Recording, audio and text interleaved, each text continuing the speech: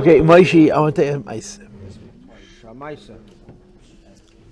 I met a Satmar Yid whose name is either Weinstock or Vogschel. I forgot which. He's a Meiches for him. And he knew Yosei der Rebbe Mayor. No, I left. And when he would talk about your grandfather, he would imitate his Russian accent, the Reistach. This guy, he's a Satmar Yid, a Meiches for him. They say every sefer he sells he knows. He's a big Talmud Chacham. And he's one of those, he's a Nasher. He lives in Williamsburg? Williamsburg. I met him in Paris Khana in Montreal. And he's one of those people, he likes to know what's going on by everybody. So he has a friend in Lubavitch, he has a friend in Bubba. Every Kila, he's got his nose in. And he knows Yosei from the 60s yet, from the mall. He said, he said, it's very sensitive. He loves Yosei. Anyway, whatever. No, he had very soft hands. He was a big chassid. Rabbi was a very big chassid. It was a very big chassid. It really was a very big chassid. And not just by the standards of our generation, but by a real barometer, it was a big chassid. It was better like a chassid, Rabbi. He got normale Kinder. Is given a normale Mensch. You know, Chassidim, most Chassidim are nuts. Rabbi was so great that he was even normal. His kids are normal, but normale Menschen. Shmaya, you agree? The one I knew, that's normal. This is a very. I got to back away from this conversation. There's at least a debate about it from all sides. Okay, Moshe Yossi coming You in. just have to make him happy, because if he's not happy, you deal with I'm not the problem. Anyway, so this guy tells me that he would wander different kilas. He wandered into Lubavitch. He met Rav Mayor. So he told me a word from Rav Mayor. This happened about 25 years ago, which means I was 25 years younger than I am now. I was about 35. I was the rabbi in Paris Khana camp, and there was we used to go to Satmar. It was the closest minyan. So we used to walk there Shabbos, and he was there, and he Farbrengen with me a little bit. He told me all of his complaints to I grew Lubavitch. up in Paris Khana, and I have memories of that show. I used to go with my father. Oh, your father was the rabbi there in the 70s. The Rebbe something there. Really? Yeah. He built an Eidiv. It's in Bal David. He built an Eidiv, and it's a richtig and kosher Eidiv. Father knew what You could see that whoever built this Eidiv knew what he was doing. I checked the Eidiv every week. It was impressive. It was a real kosher Eidiv. Yeah, you don't see Eidivs in camp like that. You have to go back to Rabbi Binyamin Katz in the 70s. It's true. I checked the Eidiv every week, and I said, I know who built this. Whoever built this Eidiv, I'll give us for it's yeah. We added more lechem, but you could see how even azay it was built kosher. It was built. It wasn't stam azay sticks and strings. He knew what he was doing. Anyway, so he says to me, he's talking to me. He's all his tinus to Lubavitch, but we got past that, and then he was talking to me about Rabbi Yar. So he told me a word, Moshe. You're falling asleep on me. I'm listening very I'm trying to carefully. make you feel good. You're not even listening. I'm listening. When I close my eyes, that means I'm focused. Right. And I'm the 5-6 tooth. hours. I'm the tooth fairy. I'm the tooth fairy. So he tells me like this: that the Rebbe hat ihm gesucht, der Rebbe Rashab, gewinnt Tamchet Mimim. Der friedige Rebbe, der Rebbe Yatz, gewinnt Mesiris Nefesh. In der Rebbe's MIVTZOYIM. This is what he told me. The Rebbe Rashab gewinnt Tamchet Mimim, the friedige gewinnt Mesiris Nefesh, and the Rebbe MIVTZOYIM. So I'm being honest. When he told it to me, I was disappointed. The Rebbe Shabbos Tem Chetmimim. The Friedrich Rebbe is Mesiris Nefesh. And that's it. That's the whole Rebbe MIVTZOYIM. That's it. That's the whole Rebbe MIVTZOYIM. You would say Lekut Sichas. I don't know what you would say, but okay. MIVTZOYIM. So again, I heard this from him 25 years ago. And at the time, I felt like Rabbi Yar was selling. Your wife said it. He's selling the Rebbe short. But I've grown up a little. In other words, I've gotten stupider, Baruch Hashem, which is a very, very good thing, as we all know. And I thought about it, and I realized he's taka right. The Rebbe is MIVTZOYIM. The Rebbe is MIVTZOYIM. The Rebbe is MIVTZOYIM.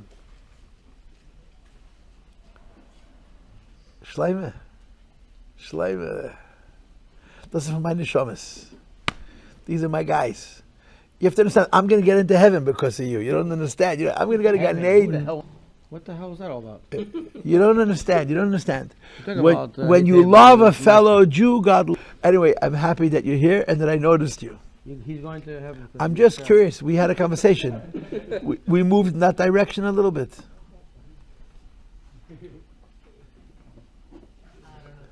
So we have to have another Farbrengen. Okay, we have to do something. Anyway, but he was right. Rami is right. I'll tell you why he's right. MIVTZOYIM. So the word is as I'm going to start from the beginning, okay? The Rebbe spoke a Siche, Simchas Beis HaSheyeva, Tov Shin Yud Zayin. It's a very important Siche. It's really important Siche. The Teuchen of the Siche was that in there's different tactics of war. There's different ways. There's different tachsisim mechav. There's different ways of fighting wars. In general, there's two approaches. One approach is called Milchemes Hagona, defensive war. You build a wall around yourself. You make a fortress, and you try to protect yourself, and you don't let anybody come in. If you feel threatened, you make an emergency meeting. You call together all the generals, and you figure out how you're going to defend yourself. Then there is Milchemes Tnufa, which is offensive war. Instead of sitting behind your walls and your fortress, you go out and you become aggressive, and you attack the enemy. So the Rebbe explains in the Sikha, which you could listen to. You can hear the tape, you can read the Hanocha, that there is a distinct advantage to Milchemes Tnufa over Milchemes Hagona. There's a distinct advantage to aggressive war, to offensive war over defensive war. And he mentioned two things. Number one, if you're on offense, you choose the time and place of the battle. In other words, you proact. If you're on defense, you react. Number two, the Rebbe said, if you're on offense, the collateral damage is by your enemy. The people who die by mistake is on the other side. If you're on defense, the collateral damage is by you. Try to mess with it. You can mess as much as you want. There's something wrong with the wire. It's not charging. Let me try. Thank you. Yes, I know what the charter. The Vart is, the Rebbe says, that people who are on the defense wait to be attacked, and the accidental deaths are by them.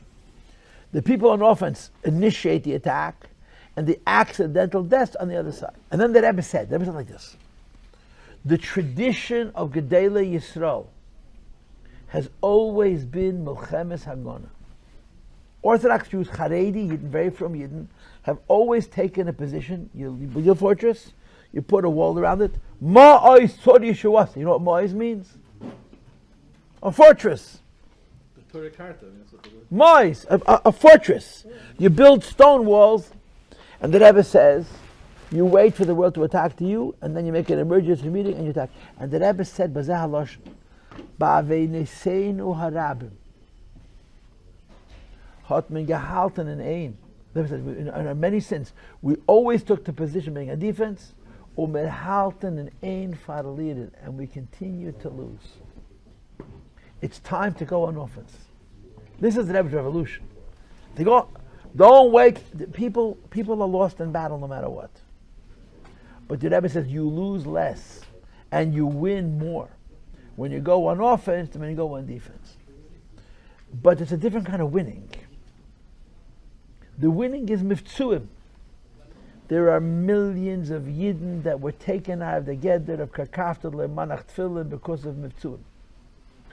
The Rebbe, Lubavitch, is about MIVTZOYIM. You do mitzvahs. Now, the person that you did put film on is never going to meet another Lubavitcher. 5 years down the road, he meets him from Eshat Torah. He's going to end up hating Lubavitch and hating the Rebbe.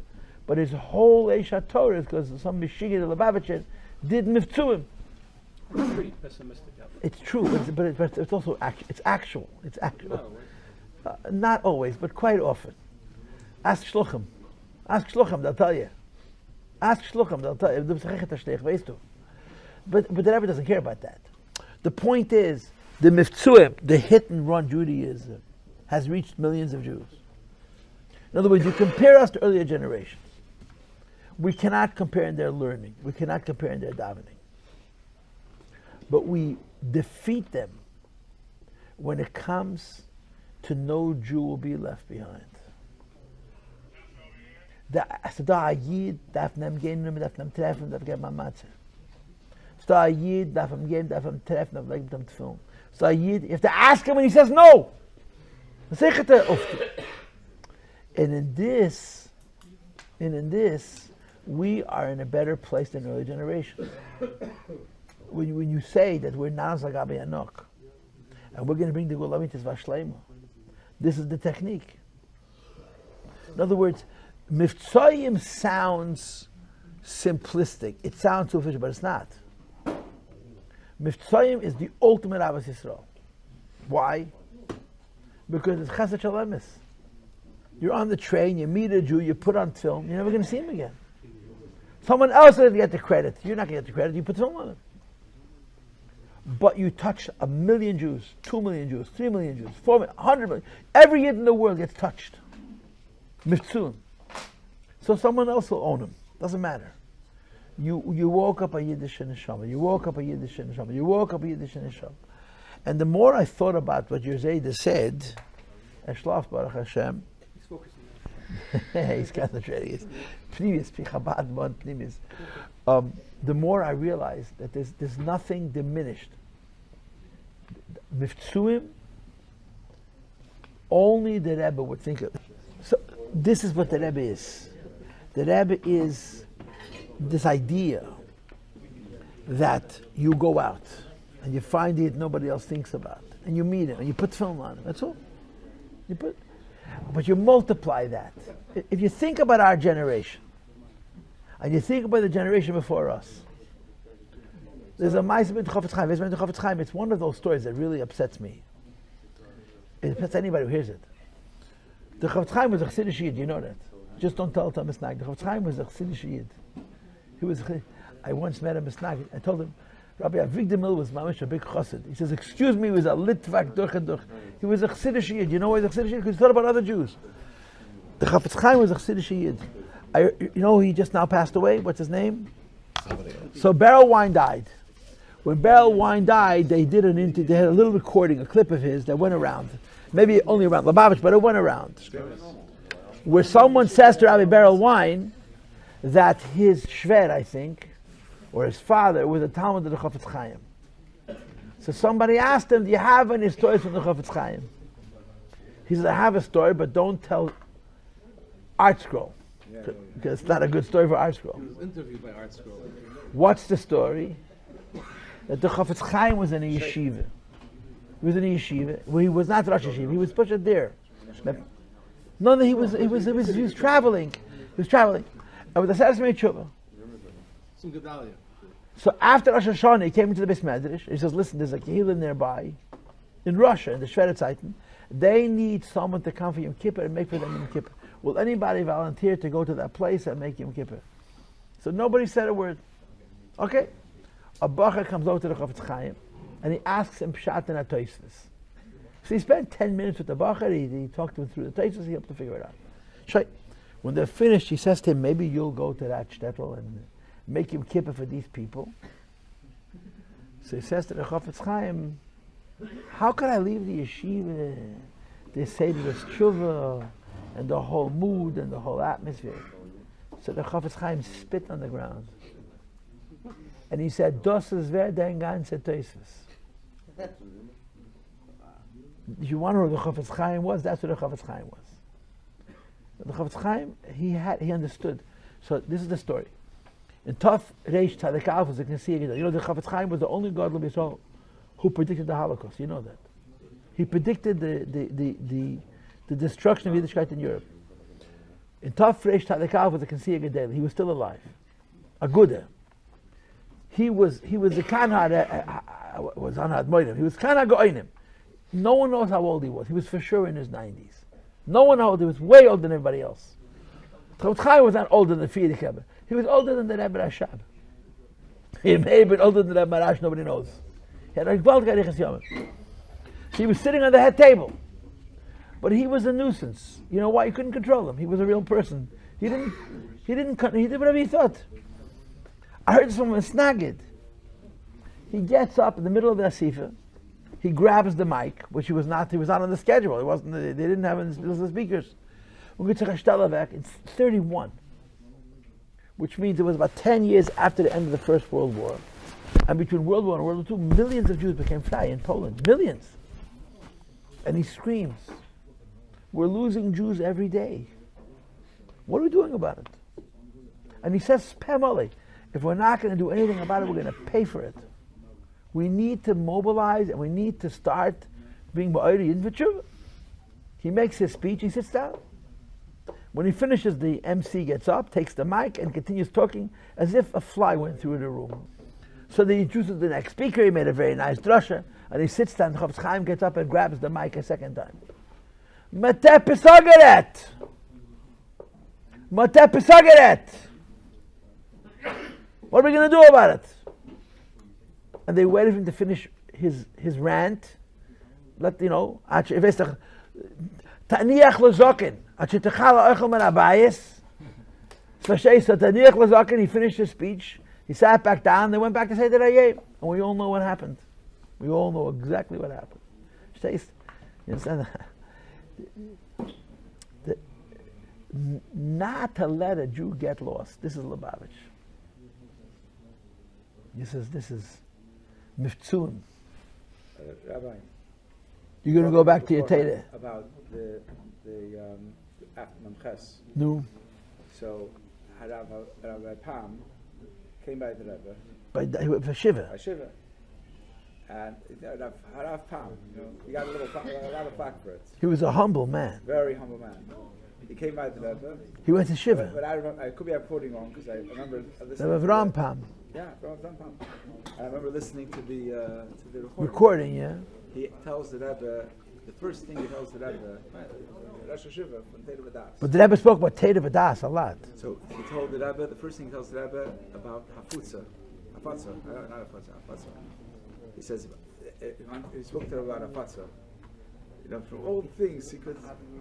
This guy was speaking about this and that. He spoke about Hafutza. It's the same. Yeah, it is. In other words, we don't appreciate how important it is, how big it is. More Jews today have been touched by God than in a very long time. You're saying It's not pretty. It's not pretty. MIVTZOYIM. Yidden. He's saying before about the Iskashus, about Mazari B'chayim, yeah? He says, Lubavitch said, where do you have the biggest Tainug HaNefesh? Where's the biggest Tainug? When you meet someone and you put on tefillin with someone, that's like the biggest Tainug. Bemis. You got a kid to say a bracha, this. It's like the Lubavitcher. I remember I was speaking to someone, a guy's in the business world, an accountant. This guy said, look, we had a Lubavitcher here, and he was working for our firm. And the guy left our firm to go on shlichus, and the guy was like mind-boggled. Like he's in a good position. Good position. He's going to go on shlichus, and it blew their mind. And for the Lubavitcher, it's like, what do you mean? If you go put on tefillin with someone, what more tainug hanefesh? A kid to say aleph beis. Tainug hanefesh. What more could you have than that? So I think that Rebbe would say one comment on this whole speech that you just made. Who's the biggest winner? Who's the biggest winner? The shliach. The biggest winner is the shliach. The biggest winner is the shliach. That's what the Rebbe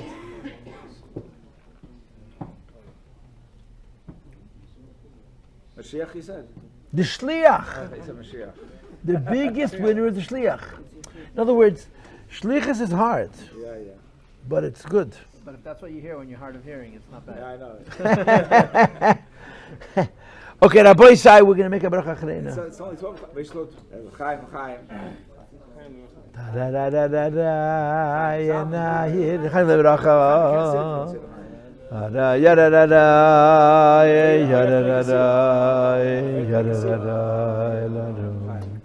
Da ya na ya la rama hirima hina. And you finish? No. Ya la ya hirima hina. La da ya la da da la hirima hina. Ya da da ya la da da la hirima hina. What's my deal?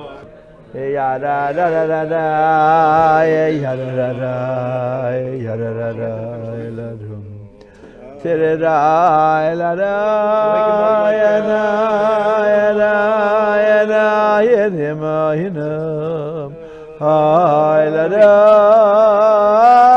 da da tere da ya da la da ya da da da ya da da da ya da da da ya da da da ya da da da ya da da da ya da da da ya da da da ya da da da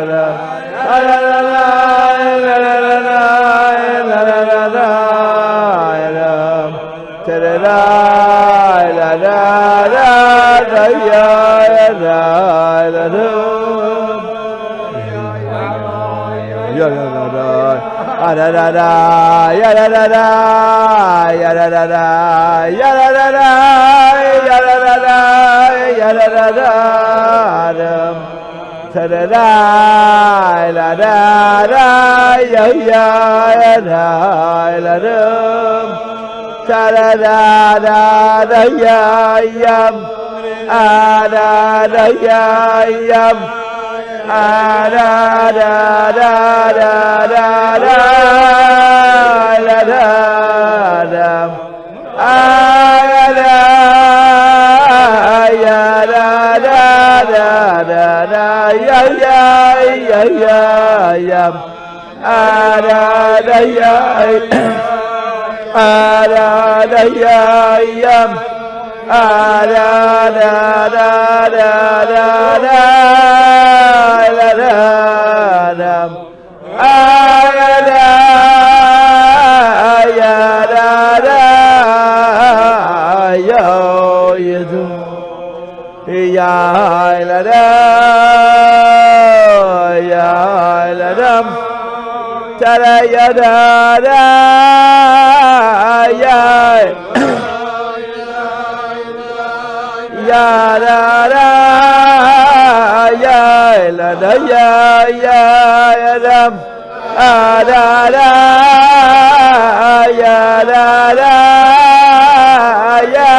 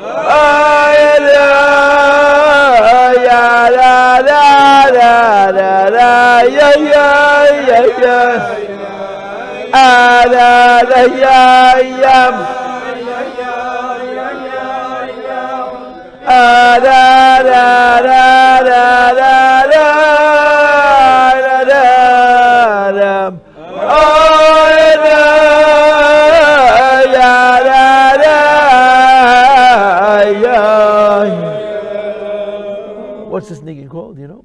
Yeah. No, not Shabbat. This is the pasta. Pasta. The pasta.